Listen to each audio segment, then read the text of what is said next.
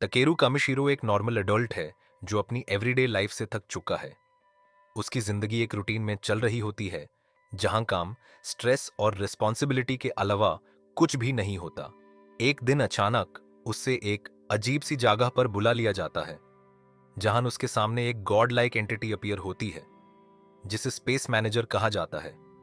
Space manager टकेरू को बताता है कि जिस दुनिया का नाम मड्यूस है वो बार बार सिविलाइजेशन कोलैप्स का शिकार हो चुकी है। हर बार लोग बसते हैं, सोसाइटी ग्रो करती है, लेकिन कुछ टाइम बाद सब कुछ फिर से खत्म हो जाता है। इस बार स्पेस मैनेजर चाहता है कि दुनिया एक अलग तरीके से बदले, इसलिए तकेरू को चुना जाता है एक ड्रॉप ऑफ वाटर के रूप में जो छोटा होते हुए भी बड़े रिपल्स क्रिएट कर सकता है। तकेरू को डायरेक्टली हीरो या वॉरियर नहीं बनाया जाता, बल्कि उसे एक नया रोल दिया जाता है। स्पेस मैनेजर टकेरू को काफी सारे गिफ्ट्स देता है।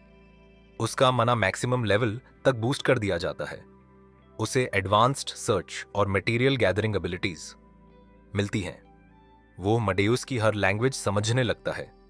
साथ ही उसे कई तरह के रेजिस्टेंसेस भी मिल जाते हैं जो उसे एनवायरनमेंट और मैजिक से प्रोटेक्ट करती हैं। इसके बाद तकेरू को मडेउस की दुनिया में भेज दिया जाता है।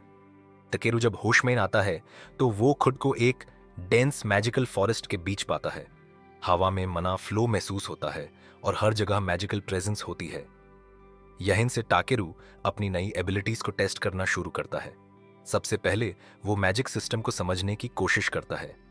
ट्रायल और एरर के थ्रू उससे पता चलता है कि मैजिक एक्टिवेट करने के लिए इंग्लिश वर्बल कमांड्स यूज होती हैं। वो सर्च स्पेल एक्टिवेट करता है और उसके सामने फॉरेस्ट का एक डिटेल्ड मैप जैसा स्ट्रक्चर बन जाता है जिसमें रेयर मटेरियल्स क्लियरली हाईलाइट होते हैं। फिर वो स्कैन स्पेल यूज करता है जिससे आइटम्स की रैंक, क्वालिटी और वैल्यू उसे इंस्टेंटली पता चल जाती है। उसके बाद वो क्लीन मैजिक यूज करता है जो उसके बॉडी और कपड़ों को तुरंत क्लीन कर देता है। मैजिक सिस्टम समझने के बाद तकेरू मटेरियल गैदरिंग स्टार्ट करता है। फॉरेस्ट के अंदर वो काफी सारे मटेरियल्स कलेक्ट करता है जो मोस्टली बी रैंक और उसे नीचे के होते हैं।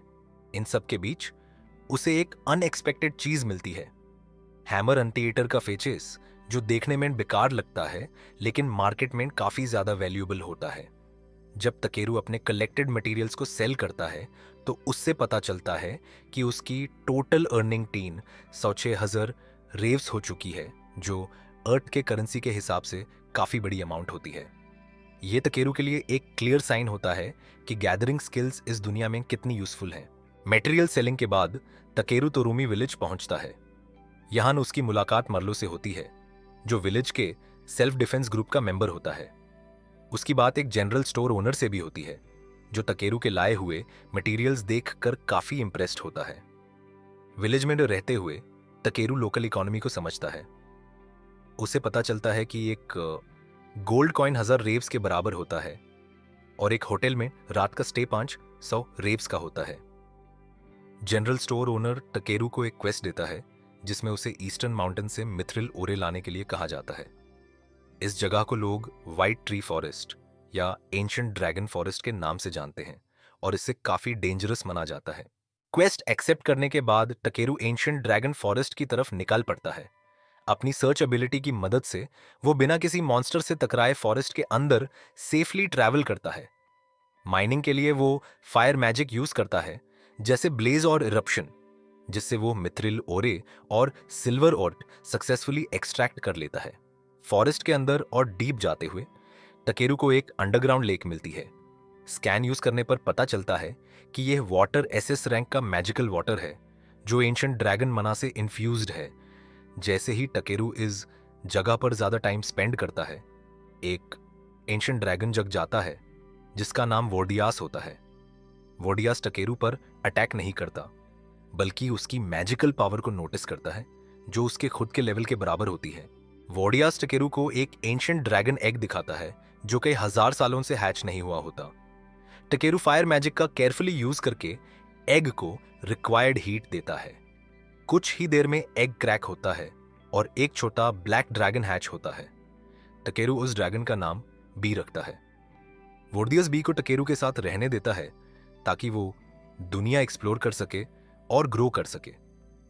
एपिसोड के एंड में टकेरू फॉरेस्ट से बाहर निकालता है। मिथ्रिल ओरे के साथ, मैजिकल वाटर के सैंपल के साथ और अपने नए ड्रैगन कंपेनियन बी के साथ। उसकी नई जिंदगी मेड्यूस की दुनिया में ऑफिशियली शुरू हो चुकी होती है।